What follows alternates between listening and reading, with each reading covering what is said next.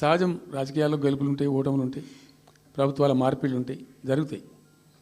కానీ ఎంత తెలుగు తక్కువ దద్దమ్మ ప్రభుత్వం వచ్చినా, నెక్స్ట్ సక్సెసివ్ గవర్నమెంట్ ఎవరు వచ్చినా రాష్ట్ర ప్రయోజనం కదా ఒక ప్రాజెక్ట్ అంటే. ప్రజలకు నీళ్ళు వచ్చేది కదా, ప్రజలు బ్రతికేది కదా, దాన్ని కొనసాగిస్తారు.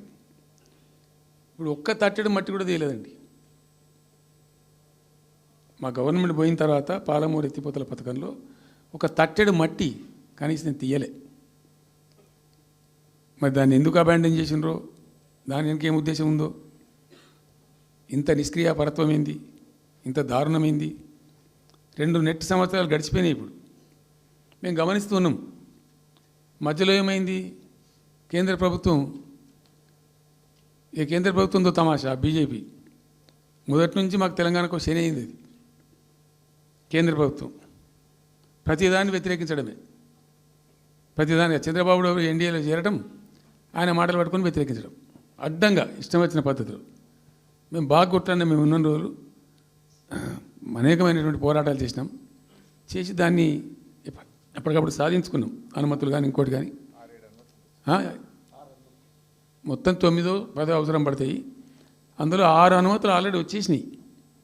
మెయిన్ ఎన్విరాన్మెంట్ అసెస్మెంట్ కమిటీది అదే మెయిన్ అసలు ప్రాజెక్టుకు లైఫ్ లైన్. దాని మొత్తం అనుమతులు వచ్చేసినాయి.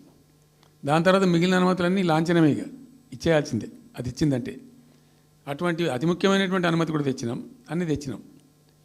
అన్నీ వచ్చిన తర్వాత కేంద్ర ప్రభుత్వం మన చంద్రబాబు నాయుడు ఎంపీలు అవసరం ఉంది కదా అక్కడ వాళ్ళకు. ఇప్పుడు ఇద్దరు ఎంపీలు అవసరం కదా, నితీష్ కుమార్, చంద్రబాబు నాయుడు. దానికోసం బీజేపీ ఎంతకైనా దిగజారుతుంది.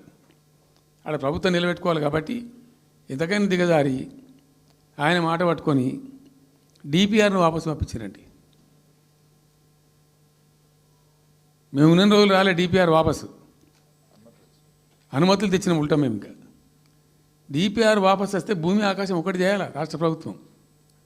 ఎంత లొల్లి చేయాలా, ఎంత హడావుడి చేయాలా.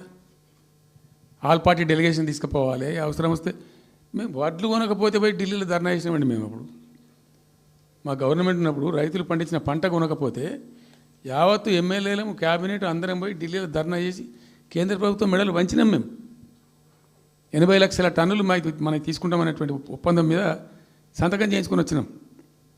వడ్లు కొనిపించినాం ఎఫ్సిఐతోని. మామూలు వడ్లు కొనకపోతేనే మేము అంతా అడావుడి చేసిపోయినాము. కానీ ఒక ఇంత పెద్ద ప్రధానమైన 3 జిల్లాలకు సంబంధించిన ప్రాజెక్టు డిపిఆర్ వాపసు పంపిస్తే వీళ్ళు కుయ్యలేదు, కుట్టుకోలేదు, వాళ్ళకి చెప్పని కూడా చెప్పలే. తెలియదు ఎవరికి బయట. జస్ట్ దేవర్ ఇంకా బాధాకరమైన అంశం ఏంటంటే